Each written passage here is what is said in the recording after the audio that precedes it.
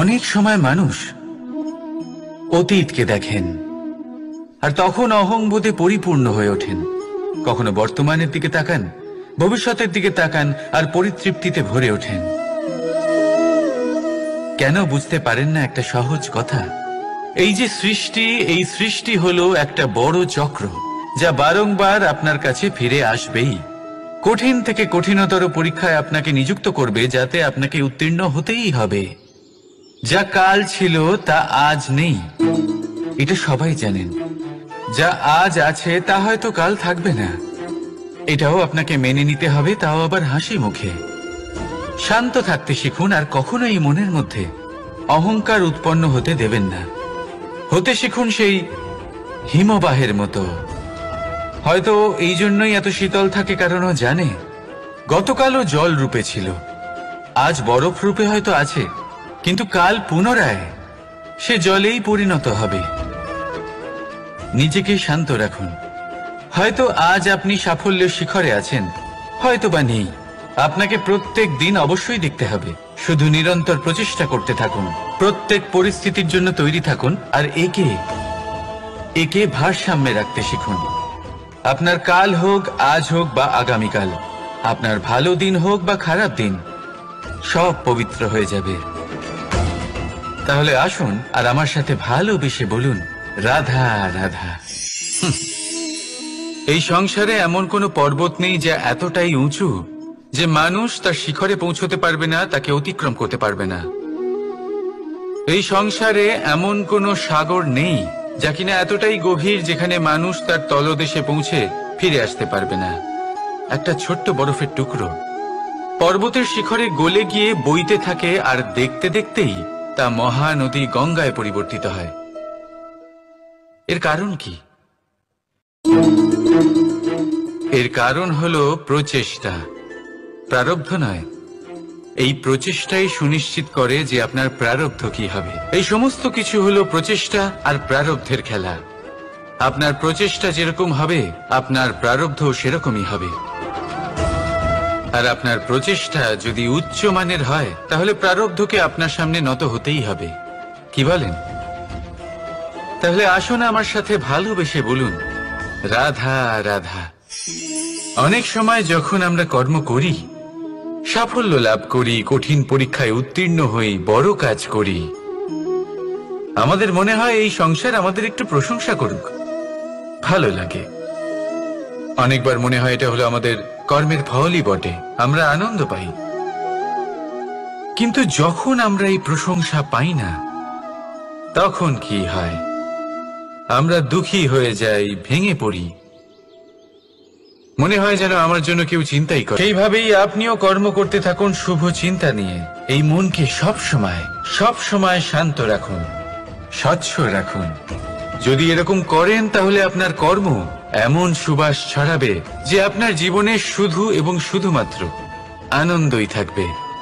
তাহলে এই আনন্দ সহকারে বলুন, রাধা রাধা। জীবন,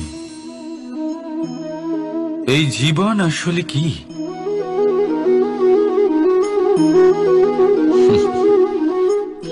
এই প্রশ্ন সবার মনেই এসে থাকে। সবার মন এই প্রশ্নের জন্যই চিন্তিত থাকে। এই জীবন আসলে কি?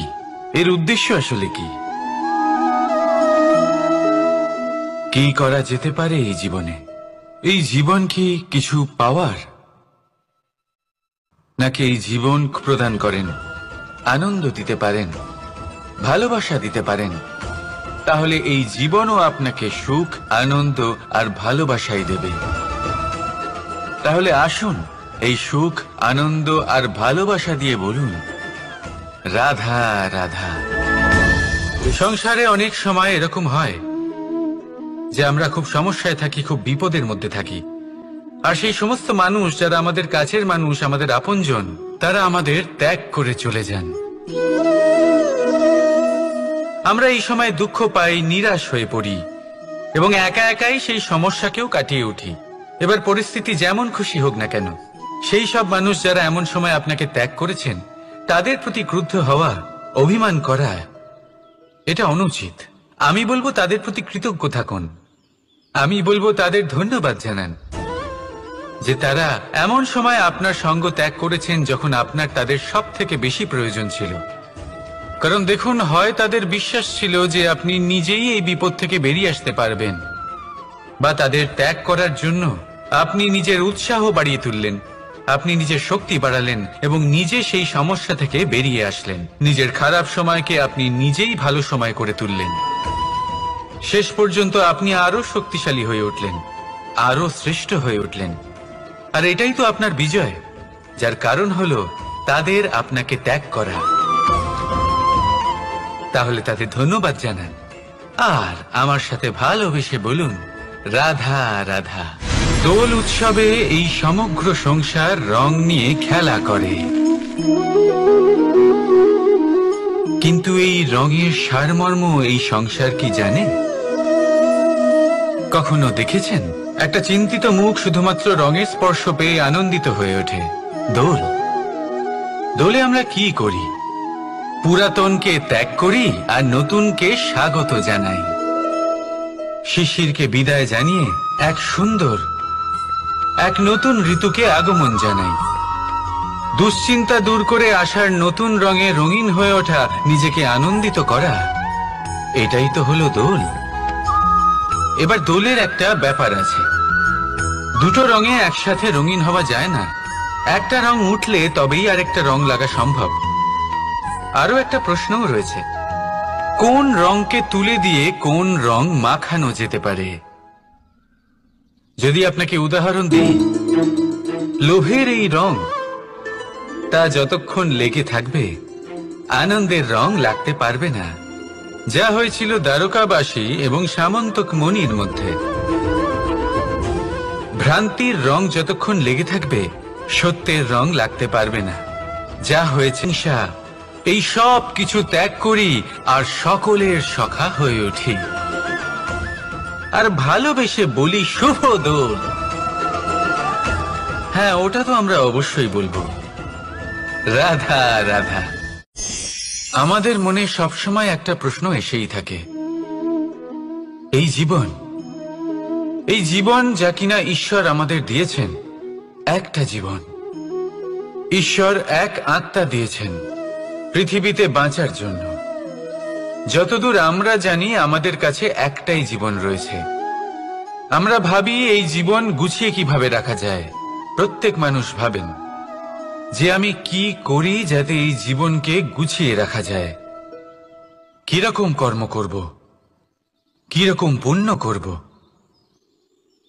কি ধরনের শাস্ত্র পড়ব যাতে আমি সেই জ্ঞান অর্জন করি, যাতে জীবন একে সুন্দর করে তুলুন। আপনার জীবন আপনা থেকেই সুন্দর হয়ে উঠবে। আর আসুন এই মধুর সুন্দর অনুভূতি দিয়ে বলুন, রাধা রাধা।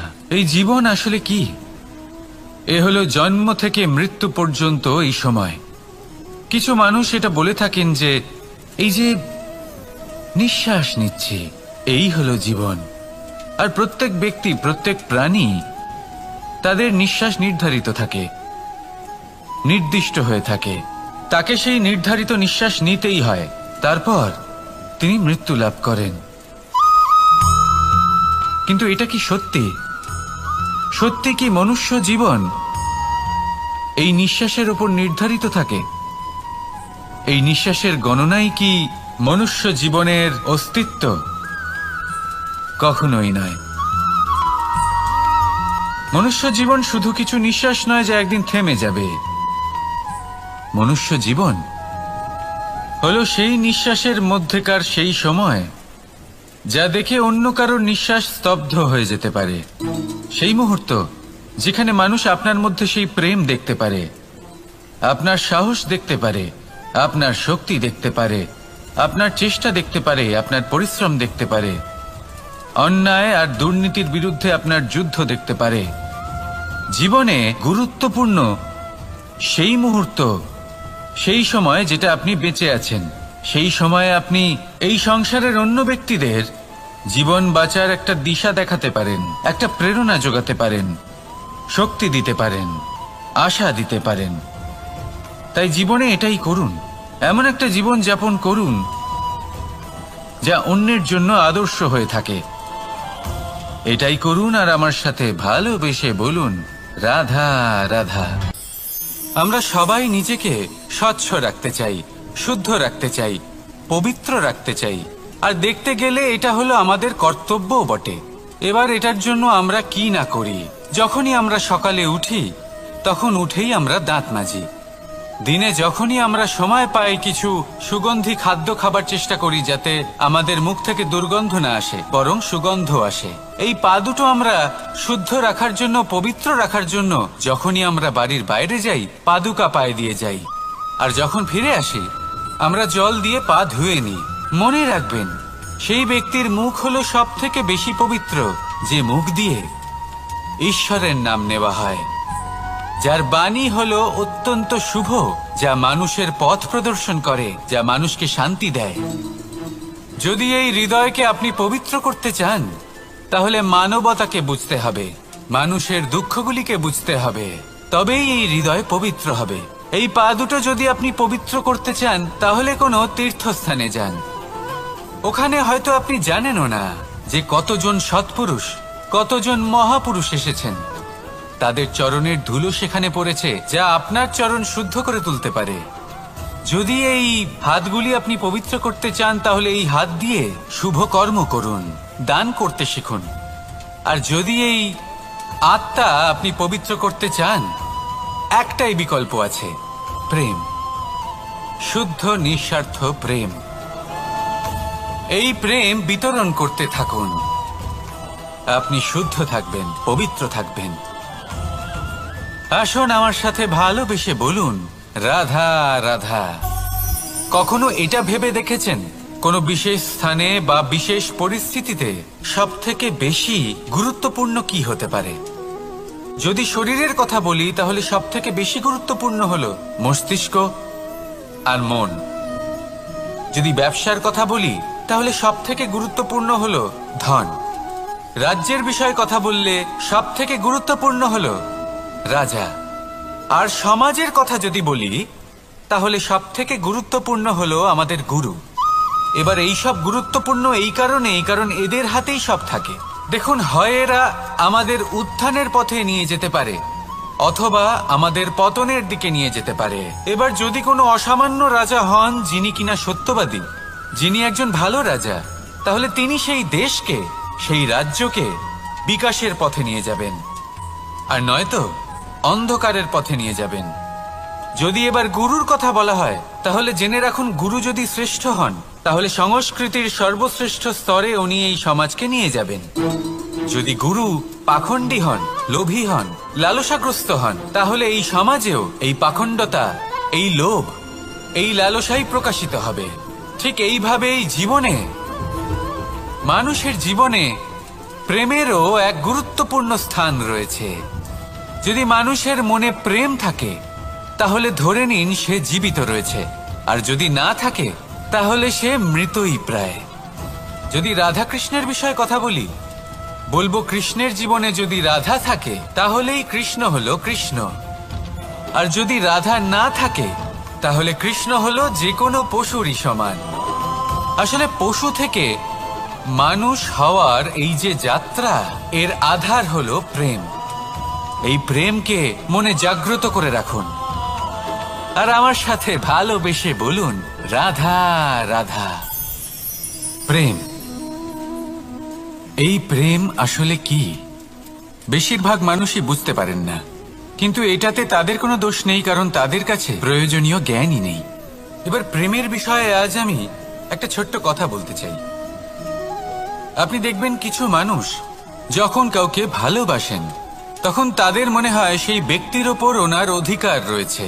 এবার সেই অধিকারের বোধে ফেঁসে গিয়ে নিজেই ক্রুদ্ধ হয়ে বসেন, যে ও আমার কথা মনে করলো না, ওর স্মৃতিতে আমার কোনো স্থান নেই, ও আমার সাথে কথাই বলতে ভুলে গেছে, ইত্যাদি ইত্যাদি। অনেক কারণ হতে পারে। আমি আপনাকে একটা প্রশ্ন করি, এই যে স্মৃতিগুলি, এটাই কি ভালোবাসা? কখনোই নয়। প্রেম তো হলো সেই আবেগ, সেই বোধ, যা এক সুগন্ধিত ফুলের মতো আপনার জীবনকে, আপনার মনকে আনন্দিত করবে, প্রসন্নতার দ্বারা ভরিয়ে তুলবে। প্রেম হলো সেই বোধ, তাই যদি আপনি প্রেমকে বুঝতে চান তাহলে প্রেমের ভাবনাকে বোঝার চেষ্টা করুন। প্রেমকে যদি যাপন করতে চান তাহলে আবেগের দ্বারা যাপন করুন, স্মৃতির দ্বারা নয়। স্মৃতির কি আছে? আজ আছে, পরবর্তীকালে নাও থাকতে পারে। সময়ের সাথে এই স্মৃতি ফিকে হয়ে যেতে পারে, কিন্তু এই আবেগ তা চিরকাল মনের মাঝে থেকে যায়। তাই আসুন আর আমার সাথে ভালোবেসে বলুন, রাধা রাধা। রাজ্য, শাসন, সাম্রাজ্য, সংস্থাপনা, এগুলিকে সফল কখন বলা যেতে পারে? কোনো বুদ্ধিজীবী বলেন তখন যখন চারিদিকে শান্তি থাকে, কারোর মনে কোনো প্রশ্ন থাকবে না, শঙ্কা থাকবে না। কিন্তু আমার মনে হয় এটা অনুচিত। কোনো রাজ্যের পক্ষে বা কোনো শাসনকালে সবথেকে বড় সংকট তখন আসে যখন সবথেকে বেশি যোগ্য ব্যক্তি বা সবথেকে বেশি বিদ্বান ব্যক্তিও শুধু মুখদর্শক হয়ে বসে থাকেন। মনে প্রশ্ন আসতে থাকে কিন্তু জিজ্ঞেস করেন না, শঙ্কা উৎপন্ন হয় কিন্তু ব্যক্ত করতে পারেন না। এটা খুবই অনুচিত। এই যে প্রশ্ন, তা আসা খুব ভালো। এই প্রশ্ন অকারণে আসে না, কোনো সমস্যার কারণেই আসে।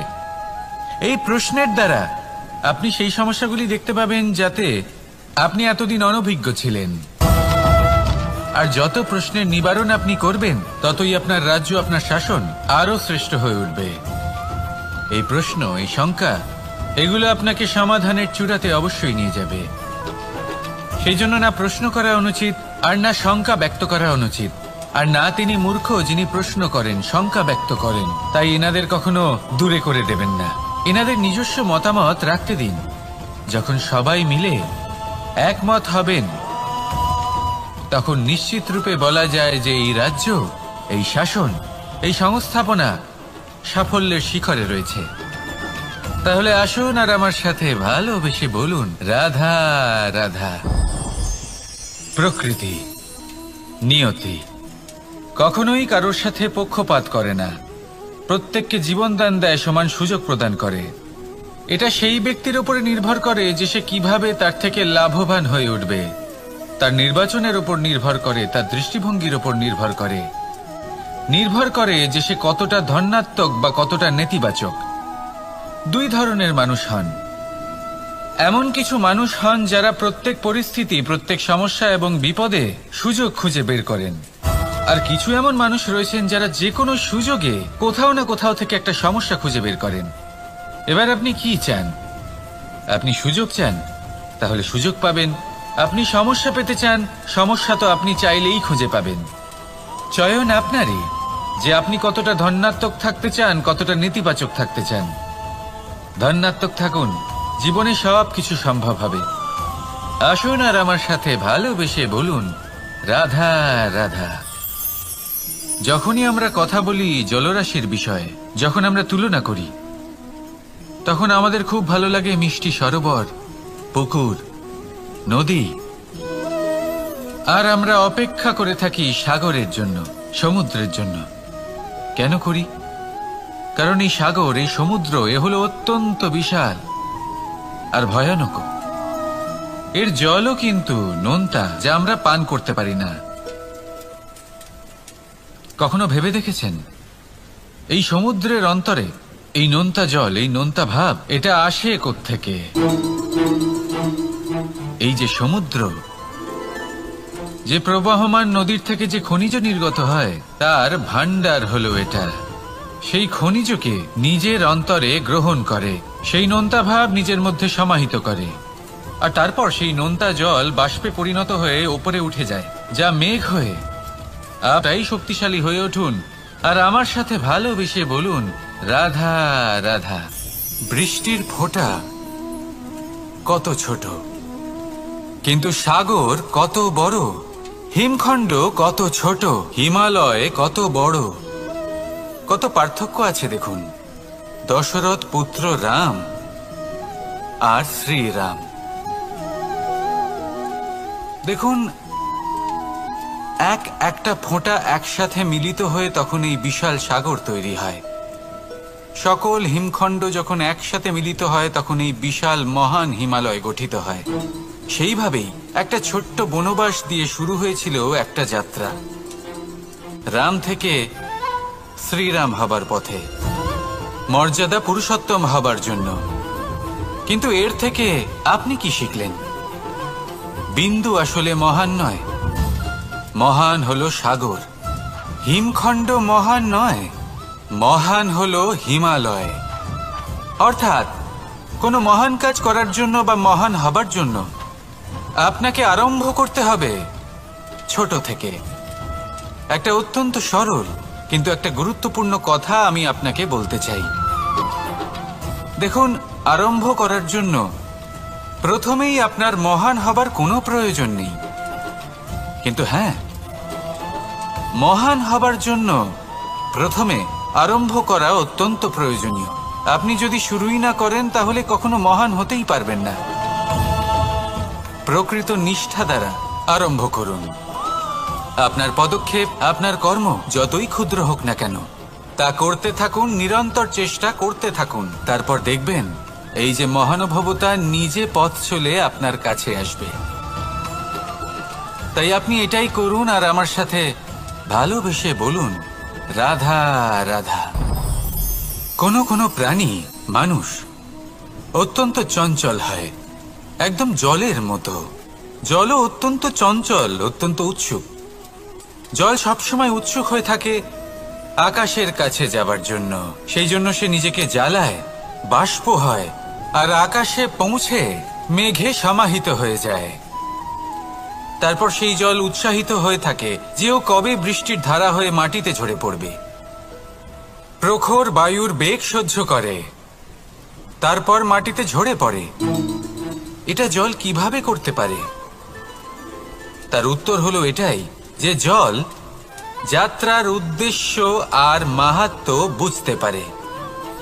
আর সত্যি বলতে এই যাত্রা কিন্তু অত্যন্ত গুরুত্বপূর্ণ। দুর্ভাগ্যজনক বিষয় হলো এটাই যে মানুষ তার নিজেরও একটা যাত্রা থাকে, কিন্তু সে তার মাহাত্ম্য, তার উদ্দেশ্য বুঝতেই পারে না। সে শুধু ব্যস্ত হয়ে থাকে লক্ষ্য প্রাপ্তির দিকে। কিন্তু জীবনের যে আসল সুখ রয়েছে তা এই যাত্রার মধ্যেই লুকিয়ে রয়েছে। সেই জন্য এই যাত্রা যাপন করতে শিখে নিন, এর আনন্দ উপভোগ করতে শিখে নিন। কারণ যে ব্যক্তি এই যাত্রায় আনন্দ নিতে শিখে যান, আনন্দ উপভোগ করতে শিখে যান, সে নিজের লক্ষ্যে নিশ্চিত রূপে পৌঁছে যান। তাই নিজের এই যাত্রার প্রত্যেক মুহূর্ত উপভোগ করতে থাকুন আর এই আনন্দ সহকারে বলুন, রাধা রাধা। কথোপকথন অত্যন্ত গুরুত্বপূর্ণ। এটা প্রত্যেক সম্পর্কের জন্য, বরং জীবনের জন্য অত্যন্ত গুরুত্বপূর্ণ। যদি কথোপকথন না হয় তাহলে আপনি অপর মানুষকে বুঝবেন কি করে, বা উনি আপনাকে বুঝবেন কি করে? এবার কথোপকথনের দুটি পদ্ধতি থাকে। প্রথম হলো আপনি সামনের মানুষের কথাটা বুঝতে চাইলেন। দ্বিতীয় পদ্ধতি, আপনি নিজের কথা সামনের মানুষকে বোঝাতে চাইলেন। বেশিরভাগ সময় এটা হয় যে এই কথোপকথন ঝগড়াতে পরিণত হয়। কেন এমন হয়? কারণ না আমরা নিজের কথা সামনের মানুষকে বোঝাতে পারি, না সামনের মানুষ আমাদের বুঝতে পারেন। এটা কেন হয়? কারণ আমরা সামনের মানুষের কথাটা শুনি কিন্তু সেটা বোঝার চেষ্টা করি না, তাকে উত্তর দিতে চাই। জীবনে সামনের মানুষের কথা শুনুন তাকে বোঝার জন্য, দেখবেন সব ভালো হয়ে যাবে। কারণ যে কোনো প্রশ্নের উত্তর আর যে কোনো উত্তরের আরো একটা প্রশ্ন, এটা শুধুমাত্র ঝগড়া সৃষ্টি করে। অনেক সময় মানুষ অতীতকে দেখেন আর তখন অহংবোধে পরিপূর্ণ হয়ে ওঠেন। কখনো বর্তমানের দিকে তাকান, ভবিষ্যতের দিকে তাকান আর পরিতৃপ্তিতে ভরে ওঠেন। কেন বুঝতে পারেন না একটা সহজ কথা? এই যে সৃষ্টি, এই সৃষ্টি হলো একটা বড় চক্র যা বারংবার আপনার কাছে ফিরে আসবেই। কঠিন থেকে কঠিনতর পরীক্ষায় আপনাকে নিযুক্ত করবে, যাতে আপনাকে উত্তীর্ণ হতেই হবে। যা কাল ছিল তা আজ নেই, এটা সবাই জানেন। যা আজ আছে তা হয়তো কাল থাকবে না, এটাও আপনাকে মেনে নিতে হবে, তাও আবার হাসি মুখে। শান্ত থাকতে শিখুন আর কখনোই মনের মধ্যে অহংকার উৎপন্ন হতে দেবেন না। হতে শিখুন সেই হিমবাহের মতো। হয়তো এই জন্যই এত শীতল থাকে, কারণ ও জানে গতকালও জল রূপে ছিল, আজ বরফ রূপে হয়তো আছে, কিন্তু কাল পুনরায় সে জলেই পরিণত হবে। নিজেকে শান্ত রাখুন। হয়তো আজ আপনি সাফল্যের শিখরে আছেন, হয়তো বা নেই। আপনাকে প্রত্যেক দিন অবশ্যই দেখতে হবে। শুধু নিরন্তর প্রচেষ্টা করতে থাকুন, প্রত্যেক পরিস্থিতির জন্য তৈরি থাকুন, আর একে ভারসাম্যে রাখতে শিখুন। আপনার কাল হোক, আজ হোক বা আগামীকাল, আপনার ভালো দিন হোক বা খারাপ দিন, সব পবিত্র হয়ে যাবে। তাহলে আসুন আর আমার সাথে ভালোবেসে বলুন, রাধা রাধা। এই সংসারে এমন কোনো পর্বত নেই যা এতটাই উঁচু যে মানুষ তার শিখরে পৌঁছতে পারবে না, তাকে অতিক্রম করতে পারবে না। এই সংসারে এমন কোনো সাগর নেই যা কিনা এতটাই গভীর যেখানে মানুষ তার তলদেশে পৌঁছে ফিরে আসতে পারবে না। একটা ছোট্ট বরফের টুকরো পর্বতের শিখরে গলে গিয়ে বইতে থাকে, আর দেখতে দেখতেই তা মহানদী গঙ্গায় পরিবর্তিত হয়। এর কারণ কি? এর কারণ হলো প্রচেষ্টা, প্রারব্ধ নয়। এই প্রচেষ্টাই সুনিশ্চিত করে যে আপনার প্রারব্ধ কি হবে। এই সমস্ত কিছু হলো প্রচেষ্টা আর প্রারব্ধের খেলা। আপনার প্রচেষ্টা যেরকম হবে, আপনার প্রারব্ধ সেরকমই হবে। আর আপনার প্রচেষ্টা যদি উচ্চ মানের হয়, তাহলে প্রারব্ধকে আপনার সামনে নত হতেই হবে। কি বলেন? তাহলে আসুন আমার সাথে ভালোবেসে বলুন, রাধা রাধা। অনেক সময় যখন আমরা কর্ম করি, সাফল্য লাভ করি, কঠিন পরীক্ষায় উত্তীর্ণ হই, বড় কাজ করি, আমাদের মনে হয় এই সংসার আমাদের একটু প্রশংসা করুক, ভালো লাগে। অনেকবার মনে হয় এটা হলো আমাদের কর্মের ফলই বটে, আমরা আনন্দ পাই। কিন্তু যখন আমরা এই প্রশংসা পাই না, তখন কি হয়? আমরা দুঃখী হয়ে যাই, ভেঙে পড়ি। মনে হয় যেন আমার জন্য কেউ চিন্তাই। সেইভাবেই আপনিও কর্ম করতে থাকুন শুভ চিন্তা নিয়ে। এই মনকে সব সময় শান্ত রাখুন, স্বচ্ছ রাখুন।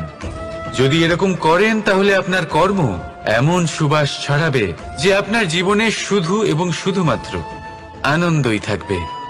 তাহলে এই আনন্দ সহকারে বলুন, রাধা রাধা।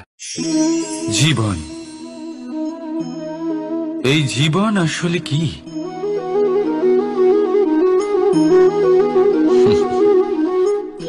এই প্রশ্ন সবার মনেই এসে থাকে। সবার মন এই প্রশ্নের জন্যই চিন্তিত থাকে। এই জীবন আসলে কি? এর উদ্দেশ্য আসলে কি? কি করা যেতে পারে এই জীবনে? এই জীবন কি কিছু পাওয়ার, নাকি এই জীবন কিছু আনন্দ দিতে পারেন, ভালোবাসা দিতে পারেন?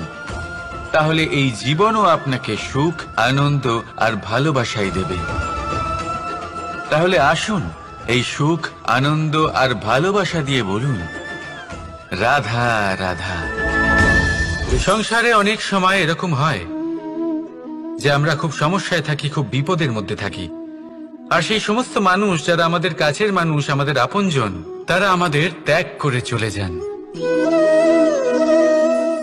আমরা এই সময় দুঃখ পাই, নিরাশ হয়ে পড়ি এবং একা একাই সেই সমস্যাকেও কাটিয়ে উঠি।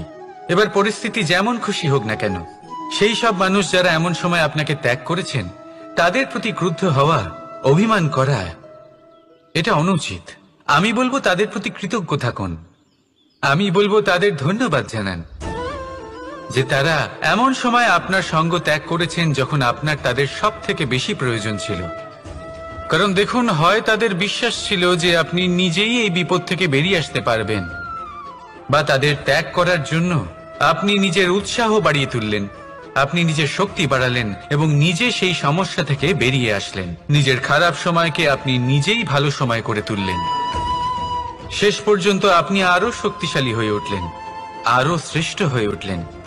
আর এটাই তো আপনার বিজয়, যার কারণ হলো তাদের আপনাকে ত্যাগ করা। তাহলে তাদের ধন্যবাদ জানান আর আমার সাথে ভালোবেসে বলুন, রাধা রাধা। দোল উৎসবে এই সমগ্র সংসার রং নিয়ে খেলা করে। কিন্তু এই রঙের সারমর্ম এই সংসার কি জানে? কখনো দেখেছেন একটা চিন্তিত মুখ শুধুমাত্র রঙের স্পর্শ পেয়ে আনন্দিত হয়ে ওঠে? দোল, দোলে আমরা কি করি? পুরাতনকে ত্যাগ করি আর নতুনকে স্বাগত জানাই। শিশিরকে বিদায় জানিয়ে